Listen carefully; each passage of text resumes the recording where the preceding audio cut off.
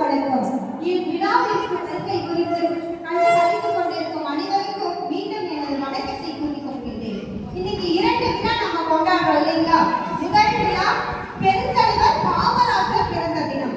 பெருந்தலைவர் காமராஜர் பிறந்த தினத்தை நாம் ஏன் கொண்டாடுகிறோம் என்று சொன்னால், ஒரு எளிய குடும்பத்தில் பிறந்து தமிழ்நாட்டிற்காக பல நல்ல நல்ல திட்டங்களை கொண்டு வந்தார். கிராமங்கள் தோறும் பள்ளிகள், பல அணைகளை திறந்து வைத்தார், தொழிற்சாலைகளை உருவாக்கினார். அதனால்தான் அவர் தன் வீட்டிற்கு எனவும் தனக்கு எதுவும் செய்யாமல் சமுதாயத்திற்கு மக்களுக்காக என சிந்தித்து செயலாற்றிய ஒரு பொதுநல சேவையுடைய தலைவர் தான் பெருந்தலைவர் காமராஜர். ஆகையால் அவர் கல்விக்கு செய்த சேவையை நினைவு கூறும் வகையில் கல்வி வளர்ச்சி நாளாக நாம் கொண்டாடி வருகிறோம்.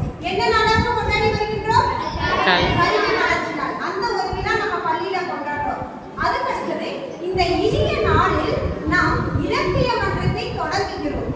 அந்த இலக்கிய மன்றத்தின் பெயர் என்ன? பாரதி மன்றம். நம் இலக்கிய மன்றத்தின் பெயர் என்ன?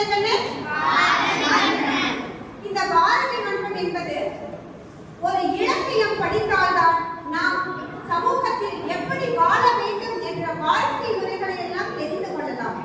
இன்னைக்கு பாரதி மன்ற தொடக்கம் என்பது வெறும் மன்றம் மட்டுமல்ல, மாணவர்களின் சிந்தனையை தட்டி எடுக்கக்கூடிய தங்க மேலே உங்களினுடைய அறிவு சிந்தனைகளுக்கு களம் கொடுக்கக்கூடிய ஒரு இடம். புத்தகம் என்பது வெறும் காகிதம் மட்டுமல்ல, அதை நம் மனிதனாக மாற்றக்கூடிய சக்தி தான் புத்தகத்திற்கு இருக்கு. நாம் இன்று தலை குனிந்த புத்தகத்தை வாசித்தால் நாளை தாளை நிமிர்ந்து நாம் வாழலாம். இதுக்கு வள்ளுவர் சொன்னார், கற்க கசடர கற்பவை கற்றபின் நிற்க அதற்கு தக. நம்ம படிக்கக்கூடிய விஷயங்களை எல்லாம் நாம் படித்ததுக்கு அப்புறம் அதன்படி நிற்க வேண்டும் என்று வள்ளுவர் சொல்லியிருக்கிறார் இல்லைங்களா? அப்போ கல்விங்கிறது தான் நமக்கு நம்மையும் நம்முடைய தலைமுறையினரையும் மாற்றக்கூடிய மிக பெரும் சக்தி அப்படின்னு சொன்னா என்ன சொல்லலாம்? கல்வியை சொல்லலாம். சரிங்களா? யாவறிந்த மொழிகளிலே தமிழ் மொழி போல் இனிதாவது எங்கும் காணும் என்று பாரதியார் சொல்லியிருக்கார் இல்லைங்களா?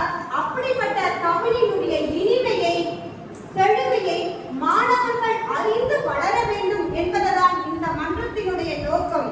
அதனை அன்பு செல்வங்களே, உங்களுக்குள்ளேயும் ஒரு எழுத்தாளர் இருக்கின்றார், உங்களுக்குள்ளேயும் ஒரு சிந்தனையாளர் இருக்கின்றார். அதையெல்லாம் வெளிக்கொண்டு வாருங்கள். நாம் பேசுவதற்கு தயங்காதீர்கள். மேடை